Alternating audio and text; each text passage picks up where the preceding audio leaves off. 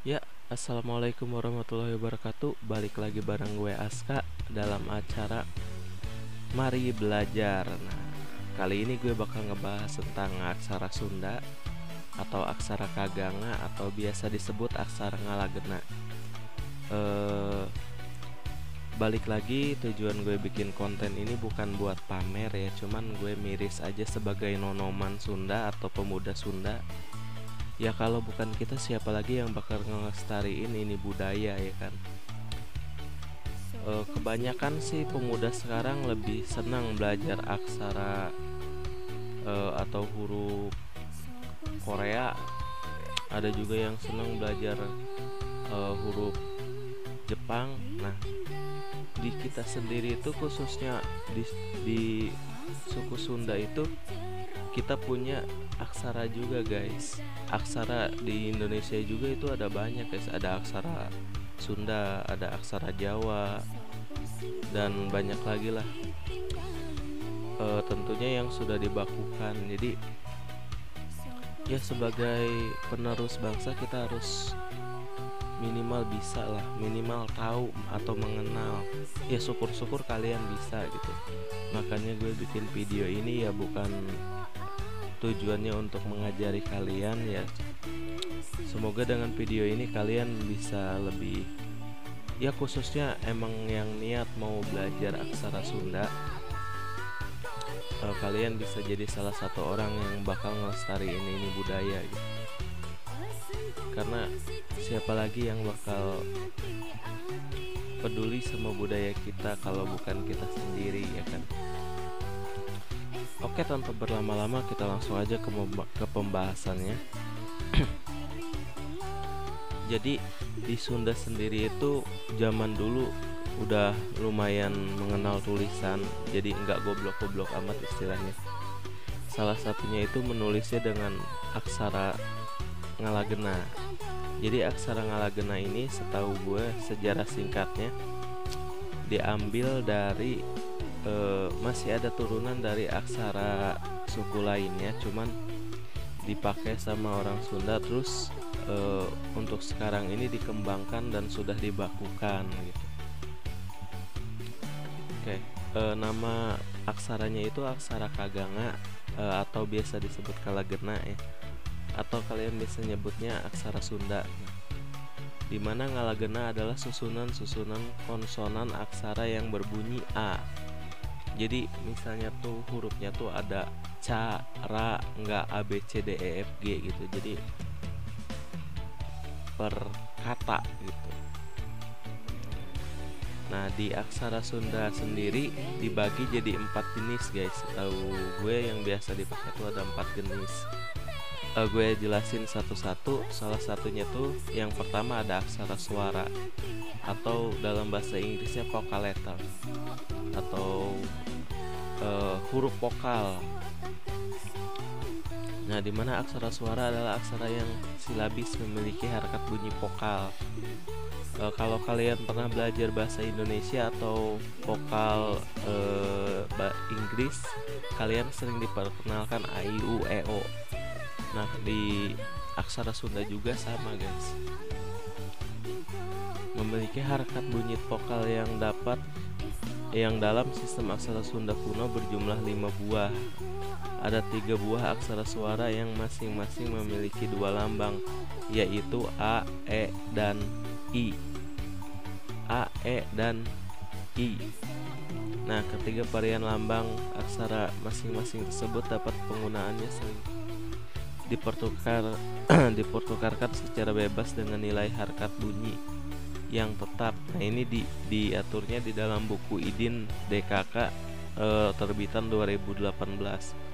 Buat kalian yang pengen mendalami bukunya ya silahkan cari sendiri ya. Nah, aksara suara sendiri seperti yang kita tahu huruf vokal itu kan ada a, i, u, e, o. Nah, kalau di aksara Sunda tuh ditambah lagi u. Nah, untuk jenis hurufnya sendiri seperti ini guys. Jadi untuk di video pertama ini perkenalan dulu tentang aksara Sundanya. Nanti next gua bikin video gimana caranya supaya kalian cepat belajar aksara Sunda. Setidaknya kalian kenal dulu aksara-aksaranya gitu. Jadi gue perkenalkan dulu aksara Sunda itu seperti apa sih. Nah, untuk huruf vokal atau aksara suara tuh ada A. Nah, jenisnya kayak gini bentuknya. Ada I, ada U, ada E, ada E, dan satu laginya ada O yang kayak gini. Bisa kalian lihat sendiri atau bisa kalian cari-cari di Google juga banyak sebenarnya. Nah, setelah vokal yang kedua tuh kita diperkenalkan dengan aksara ngalagenanya. Jadi konsonan letter atau aksara konsonan atau huruf konsonan. Nah, jenis hurufnya kayak gini guys. Kagak ngajajanya. Nah, kayak gini baca sendiri. Kalau gue sih biasanya cara paling hana caraka dan tatawala bajayanya mah gak bagaimana rasa. Tapi itu bebas sih gitu kalian. Ada juga yang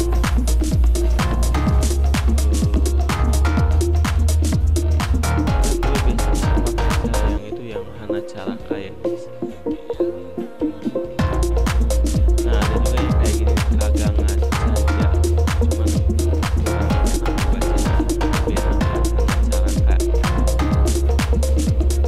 Nah, pengertiannya di sini aksara kalagena adalah lambang-lambang bunyi yang dapat dipandang sebagai fonem konsonan yang secara silabis mengandung bunyi vokal A. Nah, jadi kalau di huruf biasa itu kan biasanya satu huruf ya guys, A, B, C, D. Kalau di aksara Sunda tuh satu kata guys. Jadi H, Na, Ca, Ra, Ka semuanya tuh pakai vokal A belakangnya.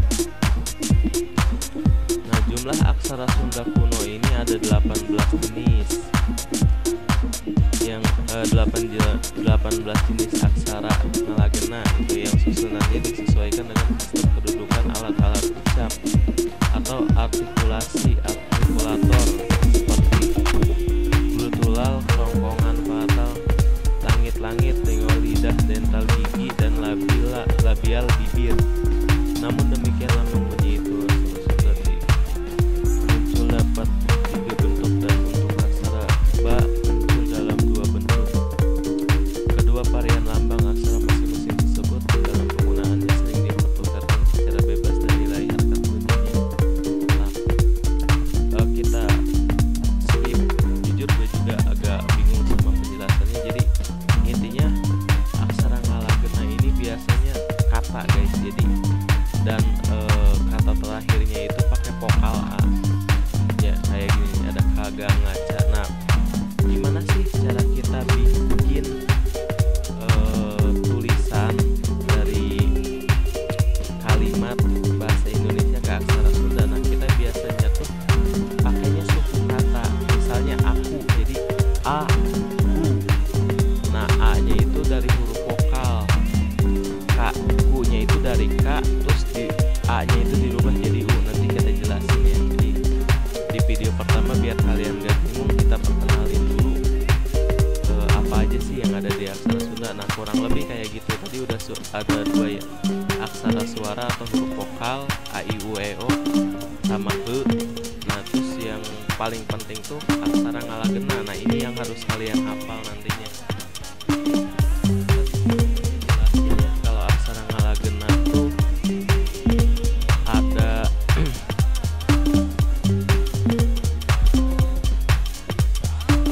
kalau aksara ngalagena tuh ada berapa? Ada 18. Jadi kalian harus menghafalkan 18 suku kata yang kagak ngaca. Nah, nanti gue jelasin gimana caranya mudah kalian menghafalkan ini gitu. Nah, itu baru 2. Terus yang ketiga tuh ada rarangken atau vocalization. Berdasarkan letak penulisannya ada 14 rarangken. Nah, jadi dikelompokkan sebagai berikut. Nah, ada 14 pengubah kata gitu, vocalization. Lambang vokalisasi aksara Sunda terdiri atas 13 buah yang cara penulisannya dibagi dalam 3 kategori. Ini seharusnya ada 14 ya guys. Cuman di sini ditulis lagi ada 13. Sebenarnya ada 14 yang benar. Terus dibagi dalam 3 kategori. Nah, dimana kategori pertama tuh ada vokalisasi yang ditulisnya tuh di atas lambang aksara dasar, jumlahnya tuh ada 5. Jadi yang pertama tuh vokalisasi yang ditulis di atas.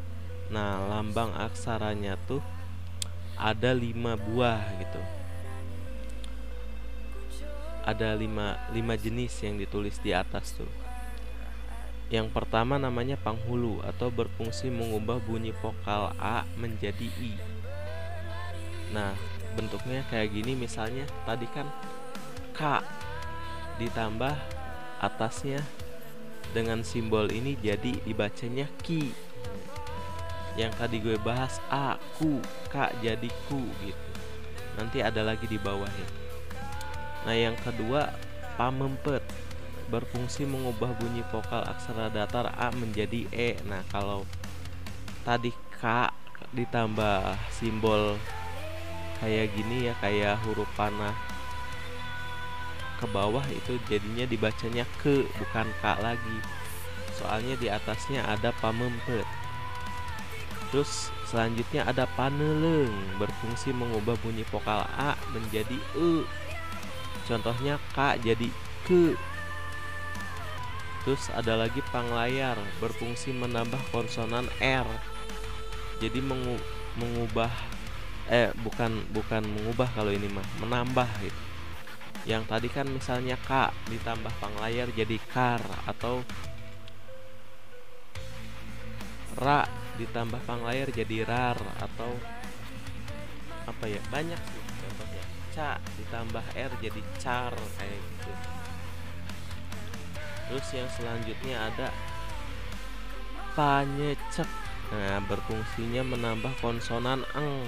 Kalau tadi kan menambah R, kalau ini menambah ng eng pada akhir dasar, pada aksara dasar gitu. Misalnya K ditambahan eng jadi kang, ja ditambahan panyecek jadi jang, kayak gitu. Ra ditambahan panyecek jadi rang, kayak gitu. Nah, terus ini sekarang itu 5 yang ditulis di atas. Nah, sekarang vokalisasi yang ditulis di bawah guys. Lambang aksaranya tuh ada 3 buah. Yang pertama tuh ada panyuku, mengubah huruf vokal A menjadi U. Contohnya yang tadi A, Ku, K ditambah panyuku jadi Ku, dibacanya jadi aku, kayak gitu. Terus yang selanjutnya panyakra, menambahkan Ra. Nah, misalnya K ditambah Ra, panyakra jadi Kra dibacanya. Jadi A nya diganti jadi Ra gitu. Kan harusnya K ditambah panyakra jadi Ra, jadi Kra, kayak gitu. Terus yang selanjutnya ada panyiku, berfungsi menambahkan bunyi aksara yang tadinya vokalnya A menjadi La gitu. Kayak gini. Contohnya K menjadi Kla, klasifikasi, kayak gitu. Nah, ini untuk jenis yang ketiga adalah vokalisasi yang ditulis sejajar dengan hurufnya. Jumlahnya tuh ada 5. Yang pertama ada paneleng. Nah, berfungsinya mengubah huruf A menjadi E. Misalnya K jadi ke mana, kayak gitu kan. Beda ya, ada E sama sama sama beda. Terus yang selanjutnya ada panolong atau berfungsi mengubah huruf vokal A menjadi O. Misalnya ta tambah panolong jadi to, la tambahan panolong jadi lo, terus ditambah yang tadi eng di atas jadi tolong, kayak gitu. Nah, selanjutnya ada pamingkal, berfungsi mengganti huruf A menjadi ya. Misalnya K jadi Kya, kayak gitu. Terus selanjutnya ada pangwisad, menambahkan huruf H. Nah, jadi misalnya K jadi Kah, Da jadi Dah, Su Panyuku ditambah Da jadi Sudah, kayak gitu. Terus yang selanjutnya ada pamaeh guys. Kalau yang tadi kan menambahkan atau mengganti, nah yang ini pamaeh itu ya dipaehan gitu istilahnya. Jadi hurufnya tuh dihilangkan vokalnya tuh. Misalnya K jadi ak. Nah biasanya ini ditulis di dalam singkatan guys. Misalnya SMP, kan harusnya SMP tuh sekolah menengah pertama, ditulisnya jadi Sa pamaeh, M pamaeh, P pamaeh, jadi SMP. Nah biasanya singkatan tuh pakainya pamaeh atau menghilangkan huruf yang tidak perlu. Misalnya sadar, sadar bisa pakai ra. Ya nanti kita bahas lebih jelasnya kegunaan pamaeh itu apa aja. Intinya pamaeh itu digunakan untuk menghilangkan huruf yang tidak perlu gitu. Oh, contohnya rusak, ra, ru, sa, ka. Masa jadi rusaka kan? Jadi untuk menghilangkan a-nya pakai pamaeh, jadi dibacanya rusak gitu. Panyuku, ru, sa, ka. Ka-nya dihilangkan jadi dibacanya ak aja, a-nya hilang jadi rusak ya gitu. Nah, itu ada berapa tuh? 5 ditambah 3 ditambah 5. Ternyata bener guys, ada 13, tapi setahu gue sih emang ada 14. Nanti gue cari-cari lagi sumbernya lah. Benarnya 14 atau 15 mungkin gue bakal bahas di video selanjutnya. Gue belajar lagi. Gue juga udah lama sih dulu gue belajar aksara Sunda tuh waktu mau lomba ke Subang, dan alhamdulillah jadi juara harapan 2 ya. Belum juara karena tulisan gue tuh gak rapih gitu. Terus ya emang di sekolah gue sendiri sih pelajaran aksara Sunda tuh jarang, beda dengan yang di kota-kotanya emang biasanya sudah dipelajari gitu. Itu aja udah mendingan gue jadi juara gitu daripada tidak sama sekali. Nah itu baru 3 ya. Baru 3, baru 2 ada 3 ada vokalisasi, aksara vokal sama aksara ngalagenanya atau konsonan. Nah selanjutnya tuh di aksara Sunda sendiri ada angka atau number. Nah kalau angka sendiri sih nggak terlalu ribet kayak penulisannya. Jadi cuman kalian harus menghafalkan 1 sampai 9 dan plus 0. Nah kalau 1 hurufnya kayak gini. Nah ini ada persamaannya guys. Kalau 1 hurufnya kayak huruf G, kalau 2 hurufnya kayak gini nih. Nah cuman depannya dihilangin, ininya nggak sampai depan. Kalau 3 hampir sama dengan huruf 2, cuman ininya dibentuk kayak angsa kayak gitu ya guys. Nah terus ini 4-nya berbentuk seperti huruf 7, 5-nya seperti bejana, 6-nya nah gak beda jauh sama yang 3. Jadi ini tuh punya kemiripan guys, punya kemiripan, semuanya tuh punya kemiripan. Cuman kalau kalian belajar ya insya Allah bisa gitu. Nah kalau huruf 3 tuh kayak gini, kalau huruf 4 tuh ininya ke depan, ininya gini. Nah kalau huruf 9 tuh ininya kayak gini, cuman depan belakangnya ada kayak gini nih. Nah kalau 0 sendiri ya seperti 0, cuman bulat sempurna, enggak kayak 0 angka gitu, perbedaannya gitu doang. Nah ini huruf 7-nya kayak gini. Nah ini biasanya ketukar nih huruf 4 sama huruf 7, soalnya 7-nya kayak 4, ininya kayak gini gitu. Nah terkadang ini juga kan yang huruf 7 ini kan kayak la. Kalau nggak percaya nih gue tunjukin, soalnya gue lumayan hafal sih. Mana la. Nah la bentuknya tuh mirip-mirip. Ada yang mirip di angka tuh kayak konsonan. Jadi gimana cara membedakan penulisan angka dan kalimat. Nah biasanya tuh sebelum angka tuh ditulisnya tuh pakai titik gitu. Ntar gue baca dulu ininya ya. Nah menurut dalam bahasa Sunda tulisan angka, penulisan lambang angka puluhan, ratusan, seratusan ditulis dengan deret kiri ke kanan seperti halnya dalam sistem angka Arab.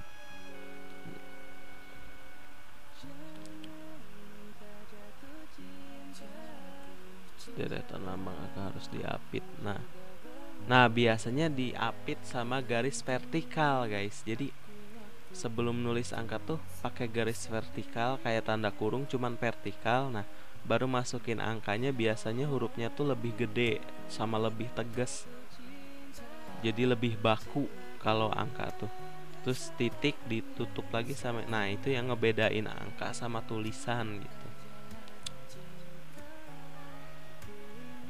Aduh. Nanti gue bahas ya gimana cara nulisnya yang benar. Sekarang seperti yang gue jelasin tadi, kita pengenalan dulu gitu.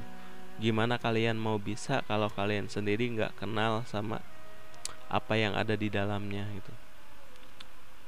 Nah ini tambahan aja, biasanya di aksara Sunda juga ada tanda baca, cuman nggak termasuk 4 tadi ya guys. Tanda baca ini sebagai pelengkap aja, dimana kalau koma ya seperti koma biasa, titik seperti titik 2 ya seperti kayak tanda baca biasa gitu.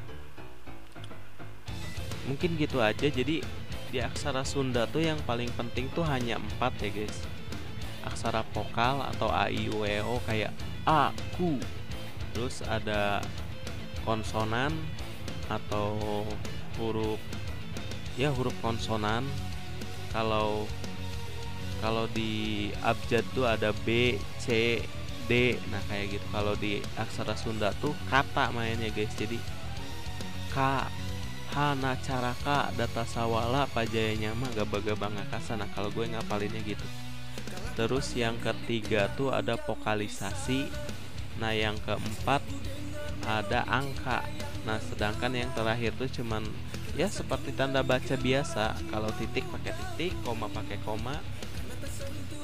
Nah terus gimana sih cara penulisannya? Nah gue bahas sedikit ya. Jadi untuk menulis aksara Sunda tuh kita mainnya suku kata. Misalnya aku, jadi dipisahnya aku, dimana a-nya itu ya udah jelas huruf vokal, jadi tidak terlalu banyak menggunakan vokalisasi. Kalau huruf vokal ya ditulisnya huruf vokalnya aja, jadi a, k, jadi ku. Jadi cara menulisnya tuh misalnya gini nih, gue ambil satu kalimat menurut. Jadi kita pisahnya per suku kata, nulisnya menurut.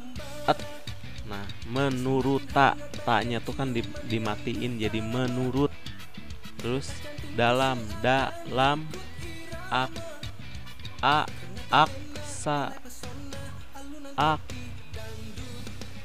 aksara Sunda juga terdapat tulisan angka. Nah terkadang yang kayak gini tuh agak susah sih ditulisnya. Tapi kalau menulis yang kayak gini tuh biasanya tetap pakai huruf vokal a, k, terus pakai aksara suara jadi ak, dimatiin sara Sunda. Nah kayak gitulah kurang lebih. Nanti di penulisan di video kedua ya. Jadi ini untuk pengenalan aja. Jadi untuk penulisannya sendiri itu per suku kata guys. Jadi misalnya kita ambil contoh ini nih. Cara nulisnya tuh penulisan